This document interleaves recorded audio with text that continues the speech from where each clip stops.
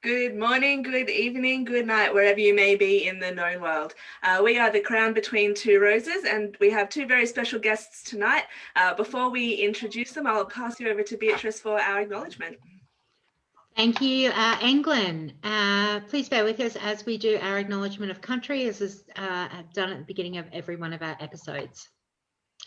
Good nobles, we come here together in the spirit of fellowship, deepening of our skills, sharing of our knowledge, and a shared interest in the search to find truth through our experimental archaeology and historical inquiry. It is in this context that I, Countess Beatrice Maria Malatesta, on behalf of my kingdom, acknowledge the traditional owners of the lands upon which we gather. We recognise their continuing connection to land and culture, and we pay our respects to their elders, past, present, and emerging, and elders from other communities who may be here today. Tonight we're very excited because we have our first member of Chivalry when we became the Kingdom of Lochac, and we also have our latest member of Chivalry. Thank you for joining us tonight, Sir Leofric and Sir Aonghus. I think Sir Leofric's having a few issues on his end. So Sir Aonghus, you are up for our first lot of questions. Okay, well, I'm the newest. I guess I should go first. My first question is, how on earth do you say your full name? My full name, Aonghus McGregor McRannell. Well, that's difficult. No, it just looks difficult.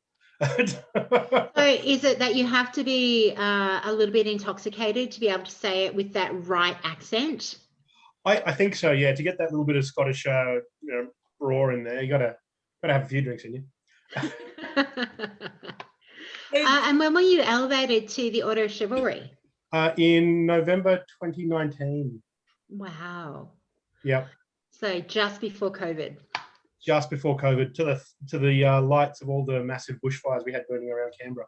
It was sort of interesting. Yeah. It's very smoky, that event. Mm-hmm. Yeah, I do remember that one. So tell us, how did you start, and then how did you come up with that crazy name? How did I start in the SCA? So my very first SCA event was a Principality event in 1995 down in Melbourne, when one of my friends who was at Sydney Uni at the time went, hey, you need to come to this thing and see it. And I'd been doing martial arts and fencing and all sorts of different things for quite a long time. So I went along, watched the Crown, the Coronet tournament, and decided that this was absolutely for me. And then unfortunately, for about 5 years, I couldn't make it to any events or anything whatsoever. So in 2000, I sort of got to go to my first training event, and my very, very, very first time in armour was in 2000 up against Sir Berengar. Never fought heavy before, chucked it on, went and fought him. His first words after the fight were, so have you done this sort of thing before? And I'm like, no. And he's like, cool. Went back, we put armor on again, and yeah, he killed me 6 times before I called good. So that was fantastic. I was hooked, absolutely hooked. How I came up with my name, the household I was in at the time decided I looked like an Aonghus. And that was it. And I decided I wanted to be nice and period and long, and there we went. There you go. Yeah, actually, good thing of that. Are you back with us, Leofric? Yeah, I've been told I need to set up a background because people might be inappropriately walking in behind me if I'm. Oh, it's a good thing we're not a PG kind of interview. All right, forget about it. Okay. So can you tell us how you started in the SCA? How did you find it, and why did you stay around? I was an apprentice at the time, and one of my fellow apprentices was a gentleman by the name of Benjamin Fry, who otherwise known in the SCA as Pridery the Vane. Some of you may even know him. Hasn't played for quite some time. He introduced me, dragged me along to fighter practice. I think my second night at fighter practice, I got put in armor, and yeah, loved it. Haven't looked back. So it was the fighting that hooked me, but I think the thing that makes it more than just a sport for me is the the arts and crafts side of it, the arts and sciences. So the thing, you huge are creative you are outlet also, for me. Sorry. Yeah. You're also a laurel. So what are you a laurel of? Stuff. Stuff. Primary and secondary. Primary is jewelry. I'm a mundane jeweler by trade. And so that sort of transfers very easily. It's not a trade where much has changed in the last 500 years. We've got electric motors now. Woo. There's a whole bunch of new techniques that have started to creep in the last 20 years or so, but prior to that, we were still doing things in very much the same manner as it was done 500 years ago. If I have a look at any woodcut or painting of a 15th century jewelry workshop, everything's totally recognizable. I dare say you've got a much better understanding of the dangers and being able to wear PPE nowadays, which is a huge difference. Yeah, there's a treatise by Theophilus, or is it? Sorry, it's in Cellini's thesis of treatise where he talks about amalgam gilding, and not to breathe it. So they had some idea, but mercury amalgam gilding, where you mix gold and mercury, and it forms basically alloys at room temperature to form a they call butter of gold, which is a paste, and you can spread it onto metal, but you drive off the mercury by heating it up. What could go wrong? Possibly go wrong. Doesn't sound great. So Angus, Yes. I'm gonna switch back to you. Can you tell us a little bit about your persona? Oh yeah. So Apart from Scottish. well, yeah. So Angus sort of morphed quite a bit actually. So he started off as a sort of a 10th century Scot, sort of rolled along a couple of hundred years and became a 12th century Scot, wearing kilts and all sorts of things until I realized they weren't actually, period.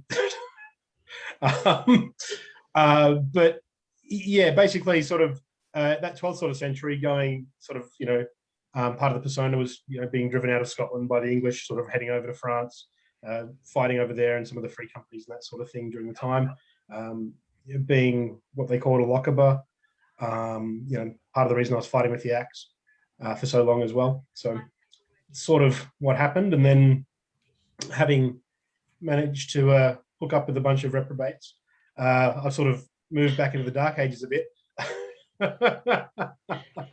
And actually, I'm currently contemplating possibly a bit of a name change. So we'll see. Ooh. Maybe. I don't know yet. So what kind of weapons have you moved through during your time in the SCA? Yeah. So I started originally fighting with sword and center grip round. Fought with that for probably about 5 years, until I got bored. Then decided that I wasn't getting enough bruises, so I started fighting with a bastard sword, and I did that for probably 2 years and decided that wasn't giving me enough bruises.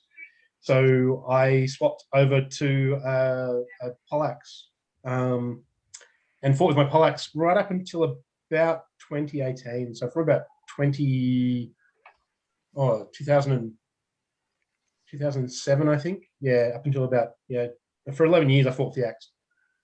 So, and then everybody else had as many bruises as you did. Yeah, well, that's right, yeah. And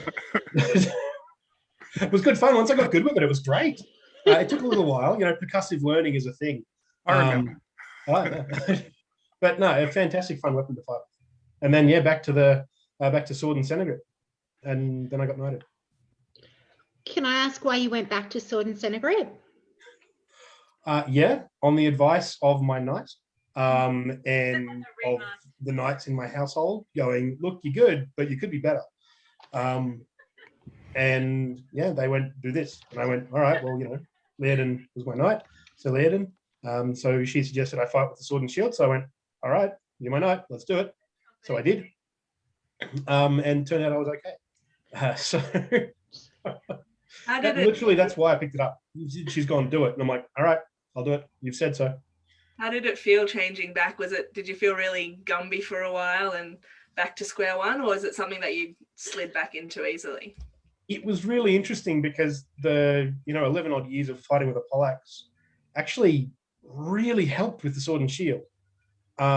So it had really helped with my range, with my timing, with my footwork and that sort of thing. It actually really helped me advance a lot in how I was fighting.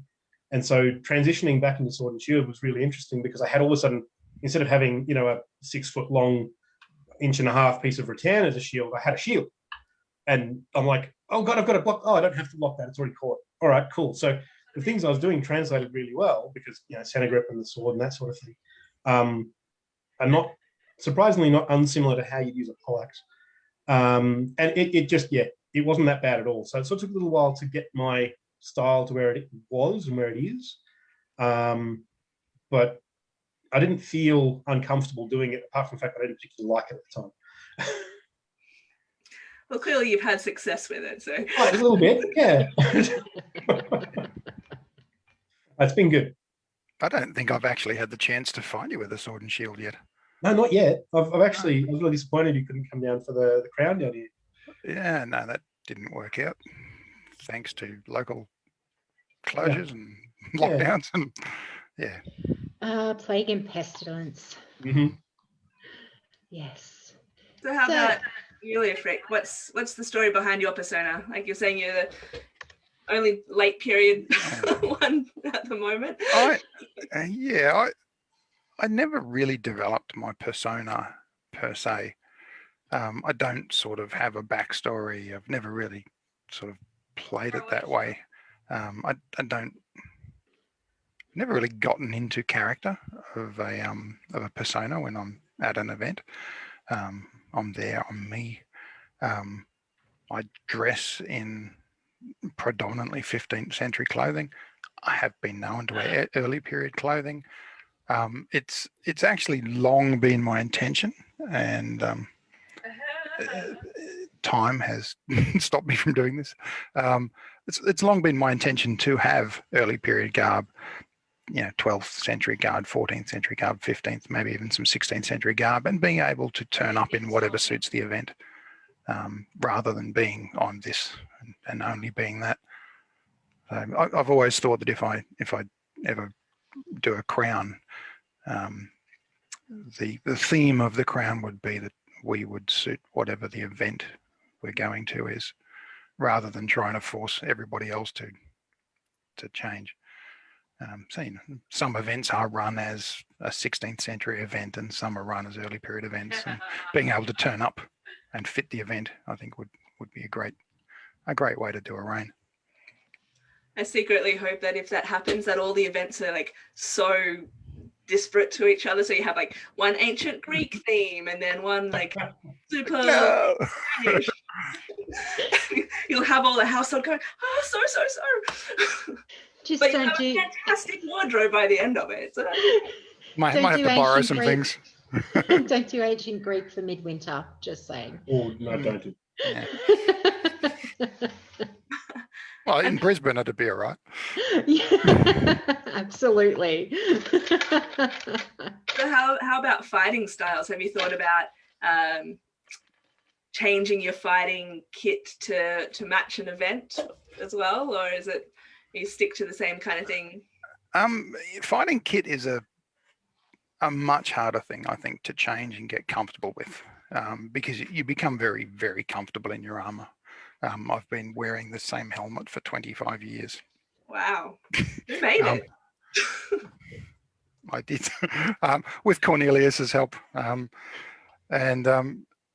it's kind of defines my appearance on the field. And it's it's not to say that I've thought I'd like to do something else, but it's one of those things that I've got 2 teenage children and a job and family, and so life has its restrictions on all the things we'd like to do within the SCA, I guess. But my project's still on hold, so I guess my appearance on the field has changed a bit over the years. There's a very old picture floating around the internet somewhere of me at my first festival in full scale armor, or full scale armor and full length steel leg harness, and Oh wow. and the same helmet, but before it had a rework. So it's that was '96. So that was my first festival, and yeah. But in terms of fighting style, I authorized with a sword and shield. Immediately went and fought with Florentine for a few years, then picked up a two-handed sword for a couple of years. I fight in wars with anything from a glaive to a spear to a pike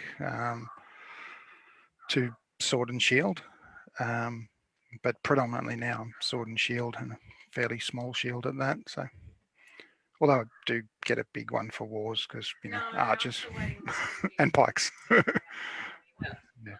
fair. Have you ever thought about taking a poleaxe? I think Actually, it'd be fantastic. I have actually fought wars with a great axe. Oh, So there you go. There you go. yeah. I don't know. I think it's a rare breed that likes to fight with a poleaxe. Yeah. When I say I have, I think once. I don't like it. I love it. It's a great axe is a really interesting thing against a shield wall because you can reach over and strike deeper than people are expecting. Oh yeah. At a war practice in St. Florian many years ago, we used to be able to get 20 or 30 people to a war practice, and we had a shield wall set up on a bridge of, I think it was 5 people wide by 2 people deep, and I had a great axe, and I walked behind my shield wall, and it was a group of relatively inexperienced people, and I walked down the line and literally just went 1, 2, 3, 4, 5, walked back to the beginning of the line, went 1, 2, 3, 4, and someone else killed the other person. And they all got a very quick lesson about what axes can do, that overreach and hitting them in the back of the head with it, sort of thing.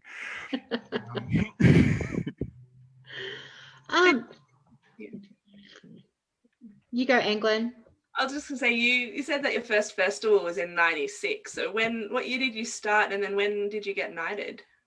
So I started early '95, about a month before festival, and I turned up to fighter practice, been introduced, went back the next week, got put in armor, fought, loved it, went back the next week, back in armor again, fighting him, went back the next week or something, or a couple of weeks later, there's no one there. I'm like, oh, what happened? There's no one here. Oh, go away, come back the next week. Oh, there's people here again. Where did everyone go last week? And I went, oh, we're all at festival. I said, well, what's festival?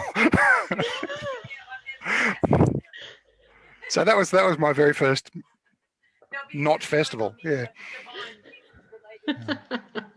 So I had to go, everybody's telling stories about what an awesome time they had at festival, and I'm standing there going, what is festival? Needless to say, the next year I was at festival. And then, I am curious about your pathway to chivalry, because there are very distinct time frames between both of you. So Leofric, how did you find your pathway to that chivalry point, and what made you decide to be elevated after Kingdom, after we became Kingdom? I was asked to be knighted the morning after the first coronation. Okay. I, at the time, was, I guess, initially was a bit disappointed on missing out on being knighted as a Western knight. But then I got, I got to be the first knight of Lochac, which was kind of nice. So that was in 2002. So I started in '95, knighted in 2002. I was in no desperate rush to get knighted. Obviously you start the society, you learn about the various awards and structures and things. And I guess the two that I aspired to were Laurel and Knight. I've always been a craftsperson, so that appealed to me. And I was elevated early in 2002 to the Laurel, and then at Great Northern War, which I think is August 2002, I was elevated to knighthood. Yeah, the path for me was just go along, fight, get better, have fun. I didn't go into intensive training to desperately try and get there or anything like that. I just, I guess I trained hard at some times and not so hard at other times, and watched lots of other people get knighted and wondered, oh, when am I going to get it? And when am I going to be good enough? And then it comes as a bit of a surprise, I guess, when you do get asked. Yeah. Were you squired to anyone throughout that time? No,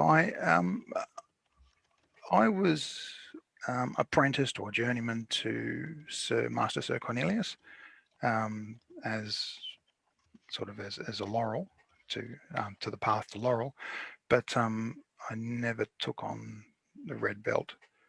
I guess Cornelius was my primary sort of trainer and mentor in fighting, and obviously he was a very successful combatant himself. But no, never took the red belt. Never went that way. Is it something that you wanted at the time, or were you just happy to learn? The offer was there. I sort of at that time didn't really want it, I guess. I don't know. I didn't want to sort of feel like I was in servitude to someone else, or I guess, yeah. That's fair. Yeah, I don't know. I wasn't too stressed about it either way, but yeah. I think it's an interesting term that you used there, that you didn't want to feel like you were in servitude.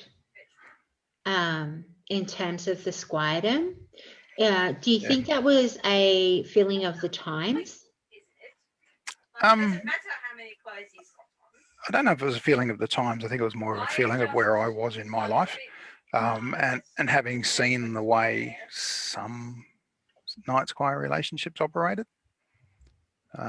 Because I have seen some where knights expect their squires to do this and do that and pack up and unpack for them at events and do sorts of things like that. And I just thought, what is that?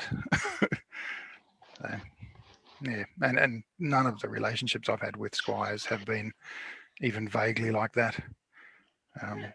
Yeah, if anything, I feel like I owe them something rather than the other way around. I find that it seems to be quite culturally different here in Lochac compared to some of the kingdoms in the States, in terms of that knight squire or any peer student relationship and the kind of expectation of service to the peer. I think it might just be the cultures that we have across Australia and New Zealand that are a bit different, and we definitely each other differently.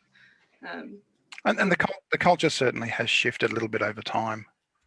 I think 25 years ago it was a little bit more like the US in that sense, but it's I think it's far more considered a relationship of give and take both ways. Yeah. So how about you, Aonghus? What was your journey to knighthood? Yeah. So mine was a bit of a funny one.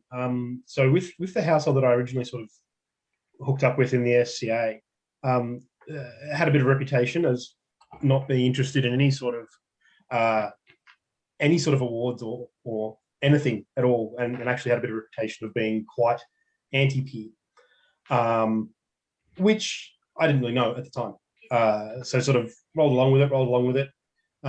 Fought for a long time, and I guess I was pretty good. But and I've talked to people since sort of then, and they're like, "Well, we never thought you were interested in any of that sort of thing." So I went for quite a while, not sort of doing anything. Stepped up as Baron here in Pollitt, and got unceremoniously dumped by my household. Because they just went, nah, we want nothing to do with you now. So sort of trundled along being Baron for obviously a few years there. And then Sir Isambard sort of decided that I looked a bit interesting as a squire. And so he picked me up and we sort of went along for a while. And then I guess I sort of fell into a bit of a dark space. The whole why not me sort of phase, and just about quit. Actually, just about gave up on the SCA entirely. Was ready to sell my armor, already had somebody lined up to buy it. Everything like that was out of it, gone. This is after we stepped down as Baron and Baroness. And Karina, my wife, decided we were going to go to one more event, which was the first Crown of Nation, to go and watch Neil and Laird fight. And we went and watched it, and I watched the Crown and was just like twitching. I wanted to be out there fighting. And I realized that I'd been looking at it completely the wrong way. Like, I'd lost track of why I was fighting. So I went from loving it to aiming at a thing, and that just about broke me of wanting to do it anymore. And by watching that Crown, it made me realize that I actually just loved it. I didn't care about any of the other stuff, and I just loved fighting. A little while after that, Laird approached me and went, "Hey, I think you should be my squire because I think I can help you and teach you." And I'm like, "Well, look, I don't want to be that guy, right? And dump my knight to go somewhere else that looks better." So I got Bart, I sat down with him and I went, "Hey, look, this is what it is." And he's like, "I actually think that'd be brilliant for you. You have my full blessing, off you go." So that was absolutely brilliant for me, because if he had have said no, I would have stayed there. But he went, "Yep, sure, go for it." So I did. And, Laird and then the household ravening, sort of everybody helped me massively in terms of just in general fighting. Like, it was still an aim to be a knight, but it wasn't my whole driving goal to why I was doing anything. Like, it was there on the periphery all of a sudden instead of being the main focus. And I really think that made a big difference as well. I think a lot of people noticed the change in my headspace, and the way that I was sort of comporting myself and doing things and fighting and interacting with people as well. Because, beforehand, I've been a bit of an idiot, to put it mildly. No way. Oh, yeah, I know. Who would have guessed? No. And, yeah, I sort of spent a good solid year to 18 months just traveling all over the countryside, fighting everybody I could fight and going to every event I could go to, and marshalling everything I could marshal that I couldn't fight at if I was hurt or whatever, trying to help, and just training people and doing all sorts of things. And then all of a sudden I got offered, and I was like, whoa, hang on a second, what? So it came as a complete surprise because I'd forgotten about it, sort of. It was such an odd thing. But that's my journey, I guess. Cool. Long and rambling as it was. Well, no, because everybody's journey is so different and so distinct. And I know for me, my journey to Pelican, timeframes were they weren't important, but that time frame really kind of extended more and more, and it does become quite disillusioning. Did either of you find that at all? Oh, yeah, absolutely. Yep. How about you, Leofric? No, I was never disillusioned with it. For me, fighting was just, I enjoyed it, and I knew that from day one. And I did it because I enjoyed it, and that's always been the case. I'm still active. I still fight. Well, when I'm not broken or something, I fight pretty much every week. Sorry, I've just had a month off because I got an injured shoulder, but yeah, I miss it when I can't fight.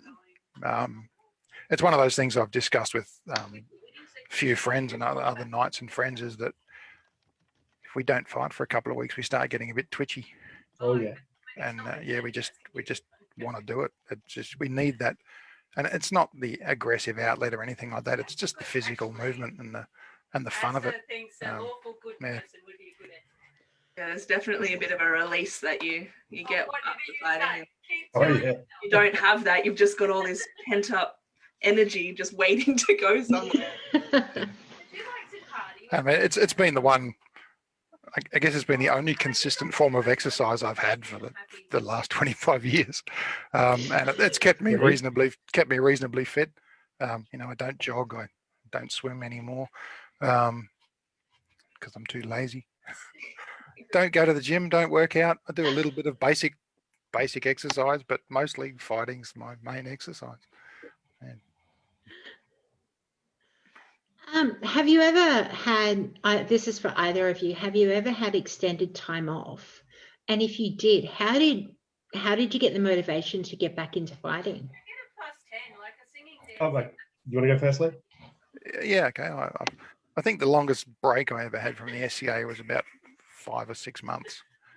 And it was basically life was busy, you know, children, you know, starting family, children, those sort of things. There was just packing young children up and going to an event was just too much hard work. I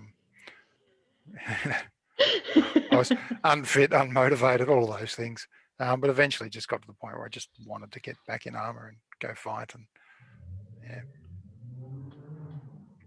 Well, I guess for me, yeah, I've had actually a few gaps.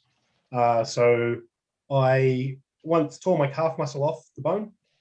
Oh, That gave me 6 months out of fighting, and it still doesn't look right. It looks weird compared to my other calf. That took me 6 months off.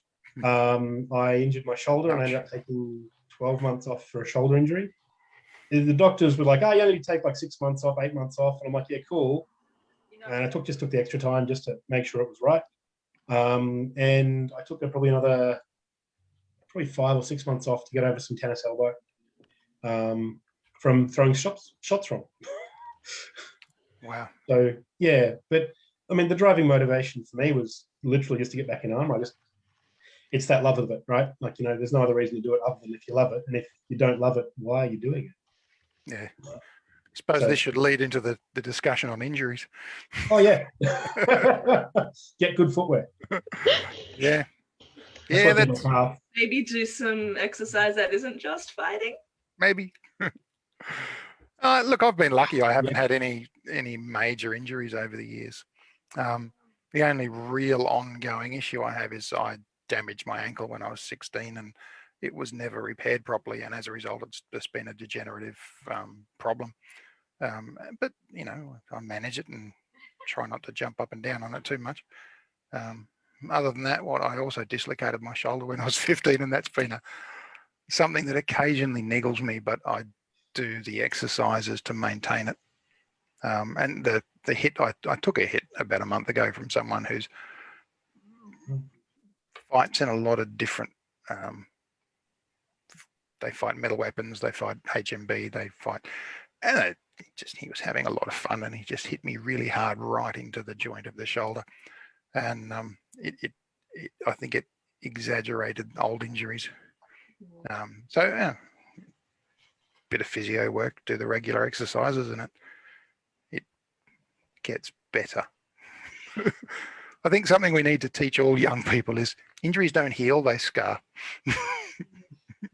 Oh yeah. Yeah. Injuries stay with you forever. They don't ever go away. You might ignore them for a little while, but as you get older, they start creeping back in. Well, when you're young, you think you hurt yourself and it gets better. Yeah. And it gets better, but it doesn't get back to how it was. because we're invincible when we're younger. Yeah. We all know that. Oh, I wish. I am curious. How do you think that households have helped you develop your pathway? oh yeah. Okay. I've had a bit of an interesting history with household. I guess some of you know the the background and the history of the household that I was a part of and what happened. You know, it was a wonderful household to be a part of. Very creative, very motivating, and a fantastic group of people. Relationships, you know, happen, fall apart, whatever, and that caused our household to sort of disintegrate not once but twice. So the household that I really play with now as a household is our family group, which in St. Florian's is a bit odd. Sir Bain is related to my sister. That's the two extremes of the, I guess, of the household. Although if you include Bain's niece and her husband was my squire. That was the circle closed at one point. I swear, every time I hear a new story, there's some other relationship I didn't even realize existed. And there are no cousins marrying or anything in any of this. So my wife is Sabine's sister, Sabine Bourbonnais, and her husband Keith, his sister is Jill, who's married to Jim. So we have a little household group that we call basically the family. We are the family, you know.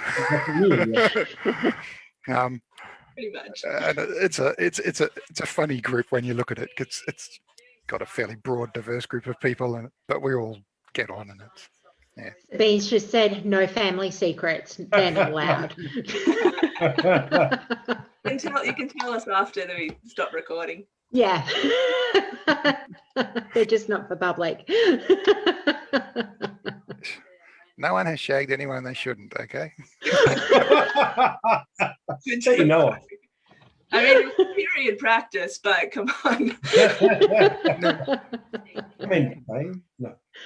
So I have to say, I find that quite interesting because none of my family plays in any way, shape, or form. It is myself, and I'm actually a little bit glad about that because this is what I call my hobby and it's my escape and outlet.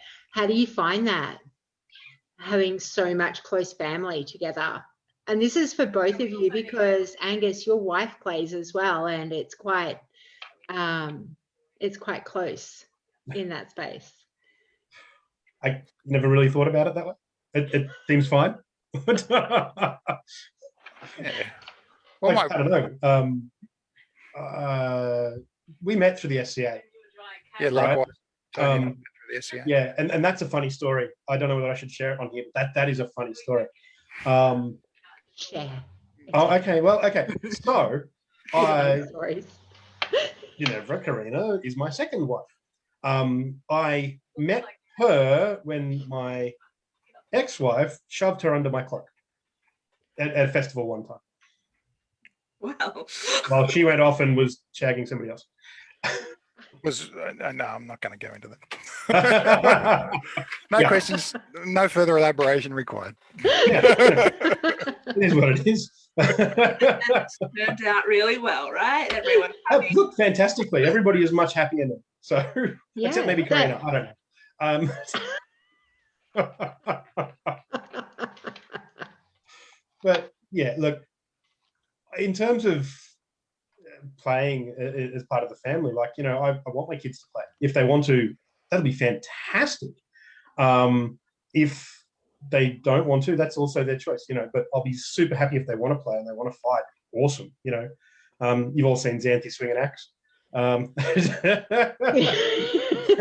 love for her to fight with an axe. It'd be amazing. I'll be far more comfortable with it when she gets a bit taller. Yeah, that's fair. That's fair because you are very tall and it would hit unfortunate places. That's right. But it's great. I can't imagine them not playing. Actually, I think it would be much stranger for me if they didn't. So yeah. I've got two daughters who are now both teenagers, and they have not sort of played very much. They've been to some events, but and one of my daughters is interested in fighting, but is interested, not sort of super duper keen that she's bugging me about it. But I'd love to see her get into it. So yeah. I don't think I have to convince her. I am. I think she'll just do it. Yeah, she's almost 15, so she can't actually fight yet. So Yeah, well, the youth combat is starting up now, and there's that sounds amazing. Leading that, so hopefully we'll see more and more of that come out, and we can have some of the the teenagers get involved a bit more in that kind of awkward period between buffer and full armored combat. Yeah, we're at the stage where we are seeing a generation of people coming through who have been through the boffer combat as kids. You've got knights like Sir Rufus and his brother BJ, who both came through as kids playing boffer in the SCA, and yeah, so it'll be interesting to see whether the youth combat really retains more children in the SCA or not. Yeah. So Angus, did you want to answer the question about households and how that's changed and supported you? We should have it like event. Yeah. Yeah.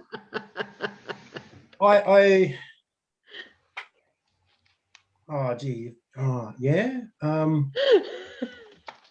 Look, the first household I was in was actually really good in a lot of ways. Super helpful. Like, they'd do anything for you. Very, very helpful, very, very supportive, all that sort of stuff. It was great to have that group of friends to camp with and do stuff with and that sort of thing. There was a period of time there when we didn't have a household. While we were Baron and Baroness, but we had the whole barony, which was a very interesting thing, because Pollitt, and I'm not sure it's the same in other baronies, but Pollitt has a very interesting relationship with his Baron and Baroness. They basically claim them as their own and go, right, we're going to make sure you guys are looked after. We're going to do this, we're going to do this.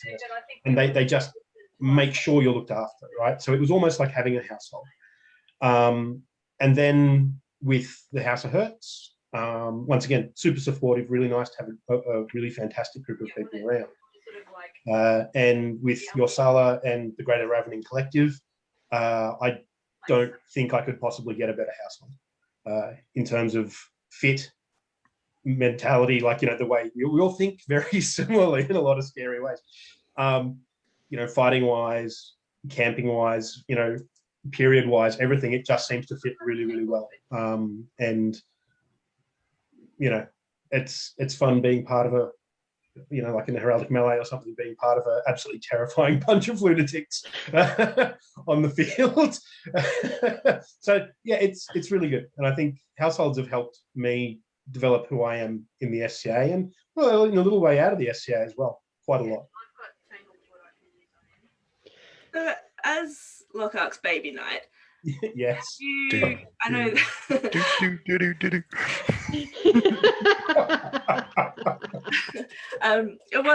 You weren't elevated too long before we all shut down for COVID, but have you managed to get to any peerage meetings in your new station, and how did you find that coming with one of them for the first time? Obviously don't share secrets, but like, it's such a different kind of world, so tell us about that.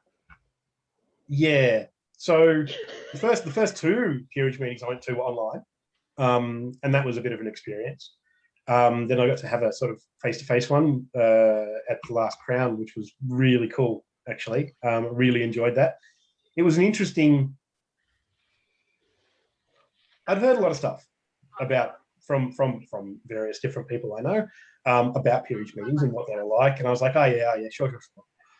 And then sort of went in and was like, oh, yep, okay, cool. That's actually what I was told to expect. That's what it is. I guess the meetings themselves are interesting because, I don't know, trade secrets, I guess. I guess I'd want more participation from my brothers and sisters. Look, people have lives, so it is what it is. Did you? I mean, I'm keen because I'm new, right? Yeah. Did you kind of, looking at what you kind of maybe perceived the Order of the Chivalry to be before you were elevated, did that ideal change once you kind of saw behind the curtain? When I was younger, in my young naivety, I had a definite opinion of what the Order of the Chivalry was like and should be, and had it held in my mind. As I got older and wiser, and I guess more cynical, and heard more things. I sort of had a different image of what it was, and I still sort of, in some ways, held a little bit to what I originally had in my head, and it changed a bit. The charisma based I mean, it's not totally what I expected, but not totally what I didn't expect either. Apparently, you bought crappy beer though. Oh, on purpose, yes. And it was warm too. Yeah. Welcome to your household. Because of all of the things, that's what they bring up, that you bring. That's fine. crappy beer. That's fine. Thanks, Rolf. Look, you know, he would have complained if it had been really good beer. Well, it's supposed to be. You know. True. Very true. So Leofric, I'm curious to know what it was like coming in as the baby knight in a new kingdom. Obviously, there's been a lot of the previous chivalry were under the West, and there was a change of kind of structure. So how did that work when you were elevated? Well, the fun thing was walking into my first peerage meeting and saying, I'm the senior knight here in this kingdom. And then looking at everyone around me and having a good giggle to myself. But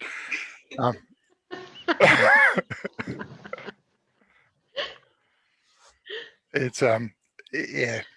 Look, it's the group of people didn't change. I guess Lochac had operated very independently as a principality. We didn't see kings and queens from the West that often. You know, we saw them at every so often. We'd see them at festival. They'd come over, and yeah, we saw a few. But we effectively operated as an independent principality, and so you know, our knights meetings operated as such. I guess our laurel meetings did. I think the one or two I went to prior to the kingdom, and yeah, no, I found it. You know, you walk in as the baby, and you know straight away that your voice doesn't carry too much weight initially, but over time that changes. So I challenge that. Although I'm not part of any of the polling peerages, I find that the perspective of the newer peers is quite telling, because you can, I guess, kind of get used to the same conversation, or you might not see somebody that the new peer comes in and goes, why aren't you talking about this person? I mean, they smash me all the time. So I think that there's I think you're probably right. Yeah, I guess it's more you feel like you're the junior, you're the new person. But you're right. The perspective of this person is going to bring something that we didn't have before. So people do want to listen to that. I know my very first meeting as a laurel, I basically, there was a person who I was embarrassed to be laurel before them. And in my very first meeting, I stood up and said so, and then they promptly were asked, which felt good, actually. Yeah.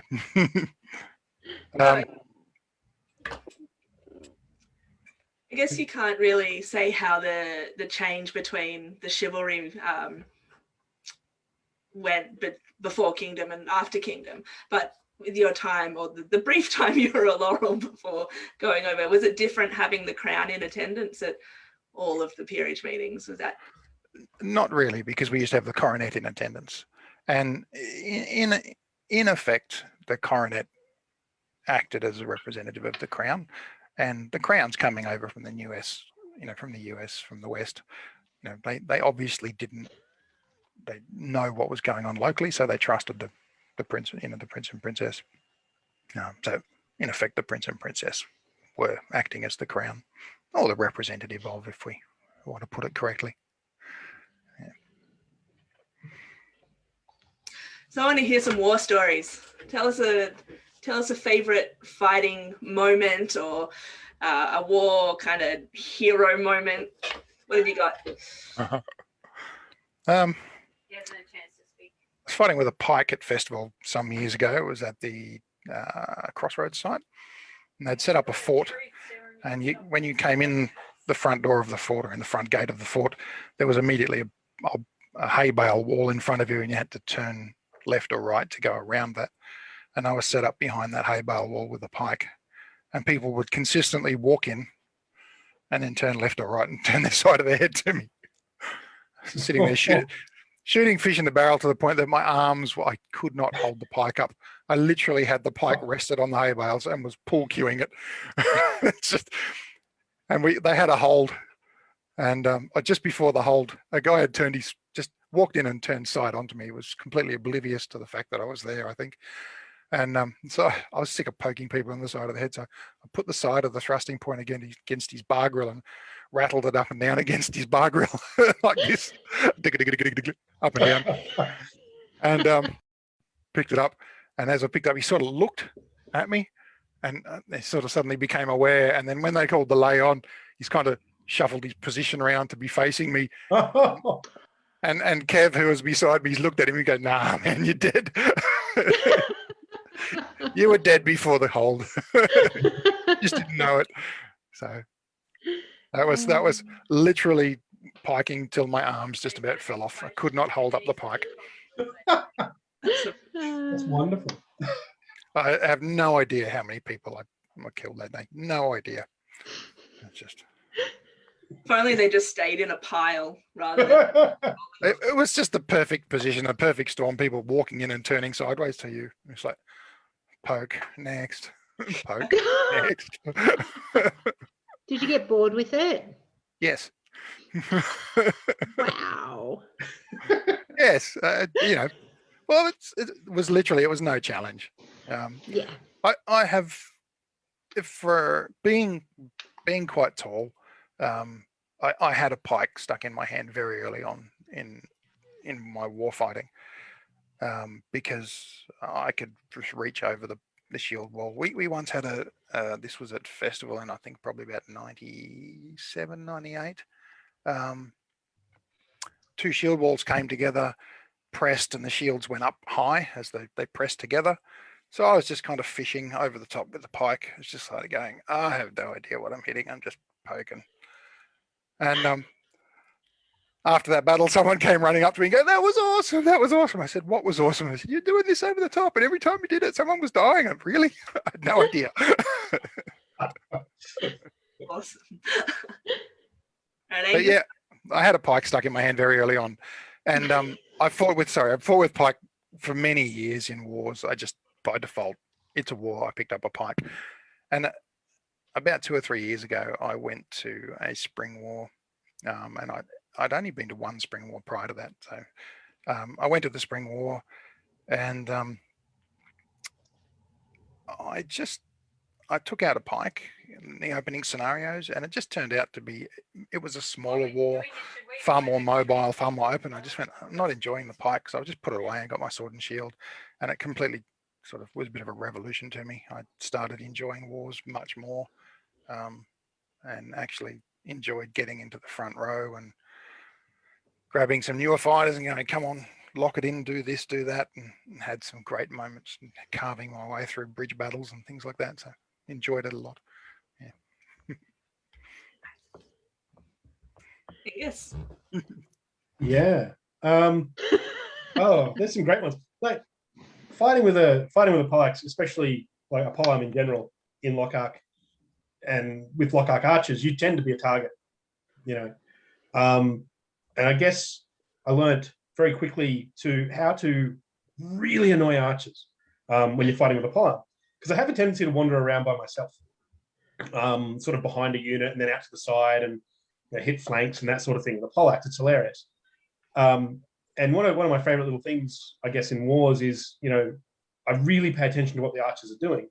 And you'll see somebody draw on you and you'll walk, and stop just as they loose. And the arrow just goes whoop past you. And then you start walking towards them. And they're like, "Oh God," it's like, "Get another arrow." And they're like, "Huh." And you go, "Yep, here it comes." Boom, step to the side. Boom. It's like, all right, cool. Keep walking towards them. They get very nervous very quickly. Then you start knocking the arrows out of the air with the axe. That's hilarious.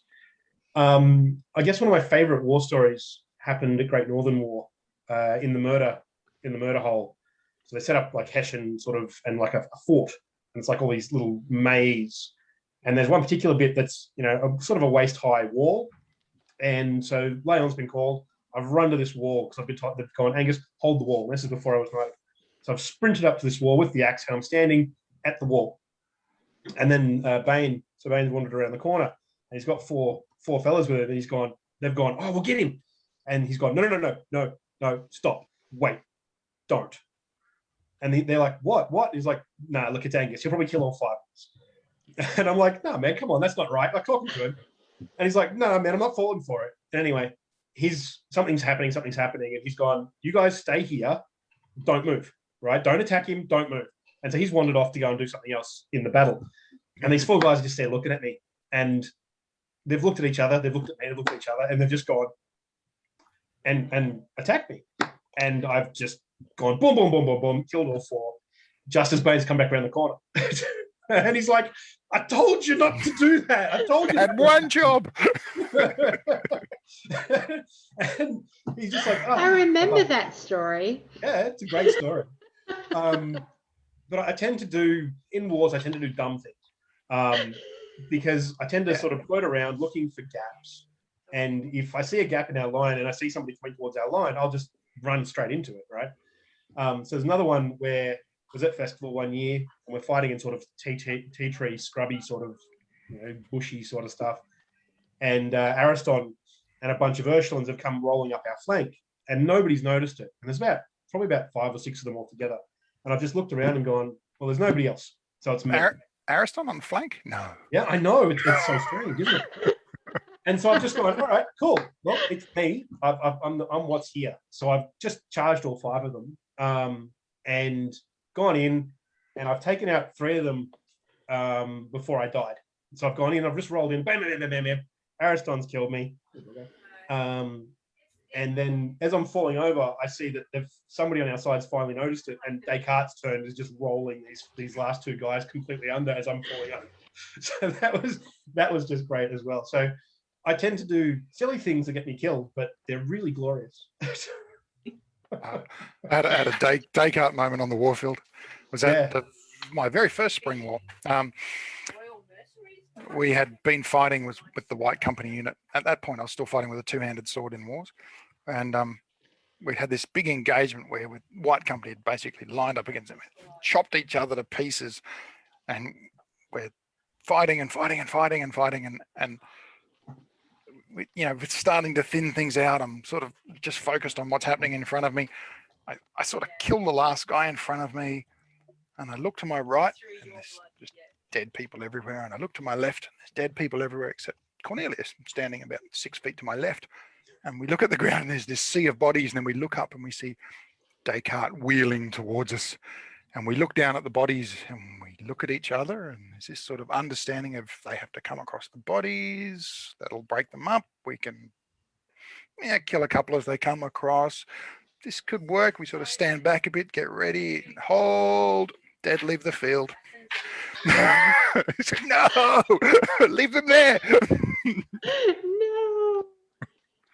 There we got rolled. It's gonna happen.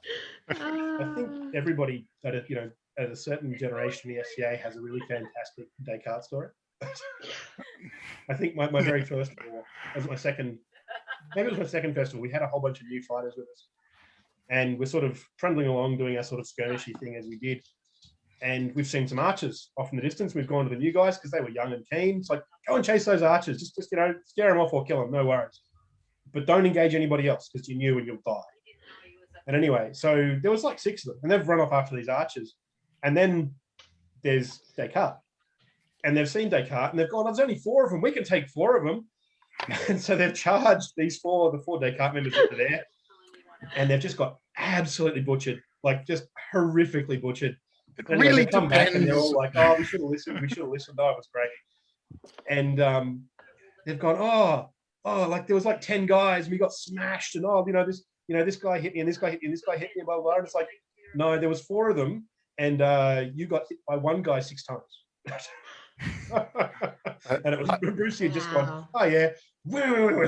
Just, it was great. Descartes' been a very interesting unit in wars over the years because yes. there are sometimes you run into Descartes and it's one or two knights and a bunch of squires. Other times you run into Descartes and it's all of the knights. There's been a few over the years. So yeah, running into Descartes can be quite variable in outcomes. But the thing Really is, can. you don't know who's who. They all look the same. Yeah. Might be on purpose.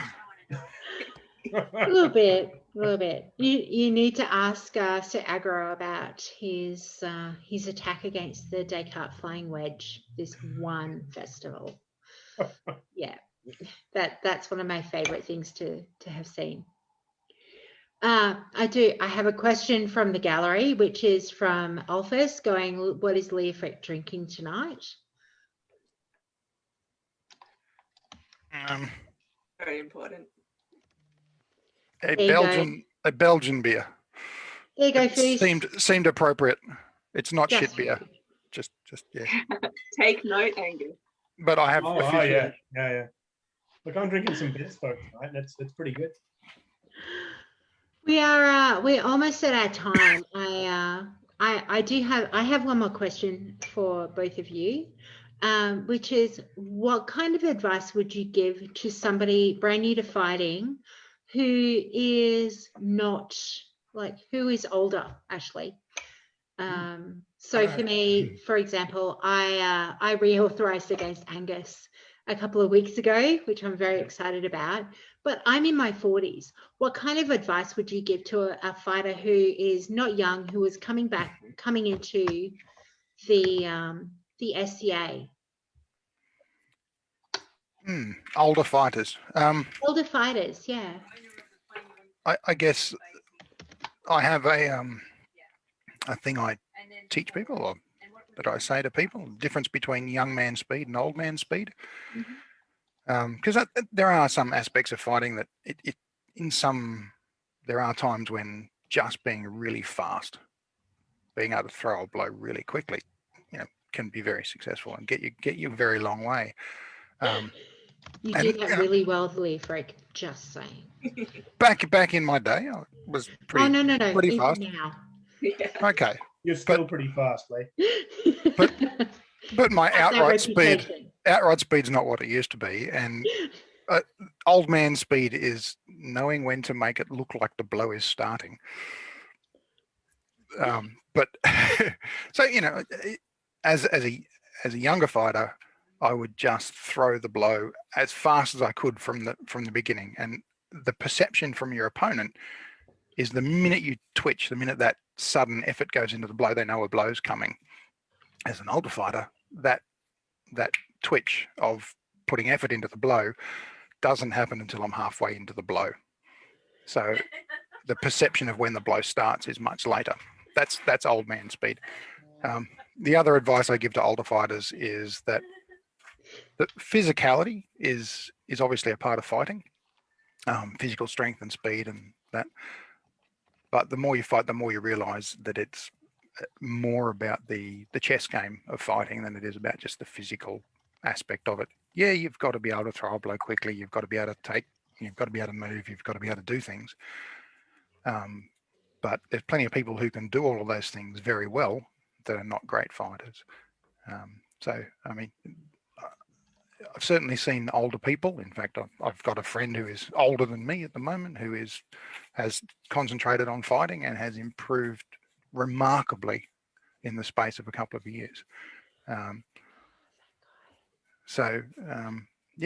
if you're a bit older, you can still do it. But yeah, look after your body because it's not what it used to be. I definitely going to second that last bit. Look after your body.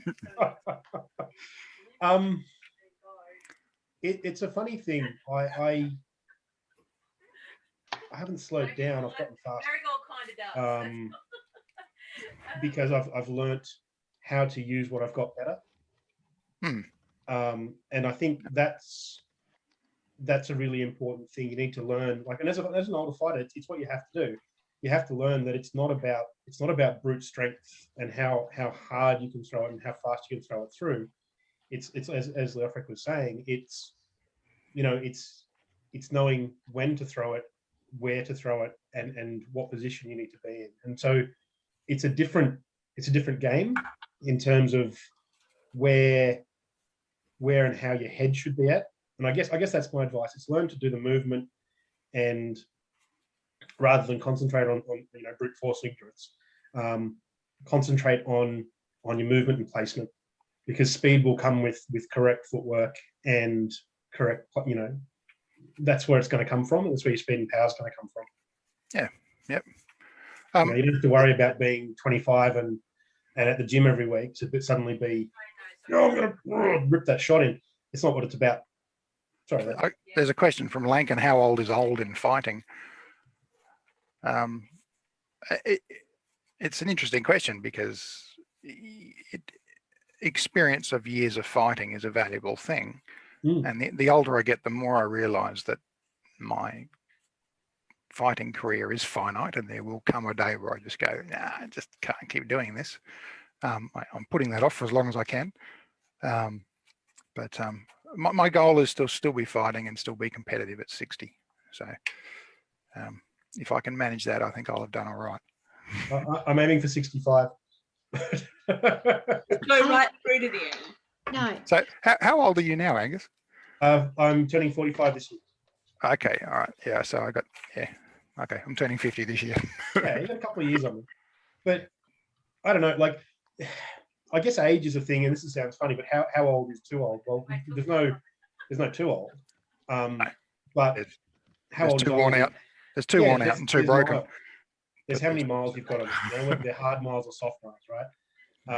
I've got 2 wrecked knees for injury I sustained when I was 21. I've got a buggered back. I've got a wrecked shoulder. Interestingly, none of the injuries that I feel affect my fighting are actually from fighting.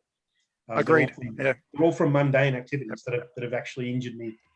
Fighting, the only injury I've had that is from fighting is my calf, and that was a bad footwear choice more than anything else. And I don't feel like that's actually affected my fighting in any way. Like, Yep. So it's how your body can cope, right? If you're still effective and able to fight and not get injured or broken at the age of 65, brilliant, do it.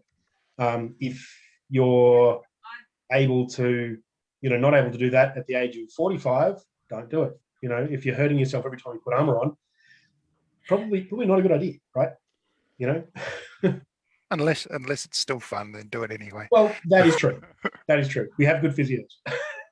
I have to say that I did watch Duke Frederick of Holland, Fleeg, who is one of the original members of the SCA. He went to that first party. Until 2 years ago, he fought at every Panzec that he had attended. And I met, I'm devastated because I can't remember his name, but I think it's Duke Patrick. He was from the middle. He had fought at every Panzec that he had attended. So we're at Panzec 49 coming up at the moment, if it goes ahead next year. He had fought at 46 Panzecs. So to see these older fighters who go out onto the field and go, this is amazing. It was so good. I think the answer is you've got a lot more years yet, B. Yeah, absolutely. Yeah. Like we're talking, you guys are talking 65. We're talking about, and Duke Neal I mentioned that he fought a night at Panzec who was doing 70 fights for his 70th birthday. Yeah. So these are the older generation of the SCA. We do talk about recruitment and retention and ensuring our newcomers have that experience and longevity, but we've also got the longevity already in our knights and our royal peers that we should be building on. 70 fights is quite a lot, by the way. Yeah. Yeah, it is. And for that time frame of Panzec, we're talking about 70 fights in like 9 days. So it's not too bad. Yeah. Well, it's 8 fights a day. When you're 70, 8 fights a day, even having those 8, that's huge. That's more than a 20. Depends how well you do in the But, tournament. well, for people like myself, True. it's more than a tourney. I don't know. I pulled up actually talking about that sort of thing. Like, 2019 festival. For a change, we had fighting every single day, and I fought every single day at that festival. And at the end of it, like on the last day, when it was pack up, I could barely move. Like, I still did pack up, pack down, but it was hard. It was intense. But even fighting recent crown, getting through to the final, I fought the next day in the Roses tournament and maybe slightly regretted my decision. But I did it anyway, because it was like, oh well, let's do it. It's more fighting, it's more chance for me to fight. It's more fight for me that, more chance for me to see new fighters that I haven't seen for a long time and old fighters that I haven't seen for a long time. And that's part of what I need to do. So on the arm I went, and off I went, got out and had fun. Yeah, I mean, I've had festivals where I fought for 5 or 6 days in a row. Yeah. But it's more about how hard you fight on those days than how many days in a row you do. Pretty hard. I've had 2 days of fighting in a row that have just about killed me. Yeah. Well, we've But- come up to our time. I think we could probably talk all night. Yes. But Absolutely. well, thank you both so much for joining us and sharing your stories and experiences with everybody. It's been like I've enjoyed hearing all of the advice and the stories and learning about your journeys and on my own journey. So it's really interesting to hear how other people have done theirs. So thank you very much for coming along. B, do you have any other last questions before we wrap up? Not at the moment. Thank you so much. It has actually been quite an experience to chat with you on this level. I know both of you quite well. I've known you both for quite a while. But to be able to have the fighting conversation and the chivalry conversation about the different pathways that you've had, and for myself coming back into fighting, and I know for Anglin, who is a fighter, it's quite interesting to hear those stories and those backgrounds. So thank you so much for your time tonight. You're welcome. Thank you very much for the invitation. I've really enjoyed myself. Likewise, yeah. Well, we look forward to seeing at least another 20 to 30 years of you guys on the field. So Yeah, Absolutely. that's each, not combined, okay? Yeah.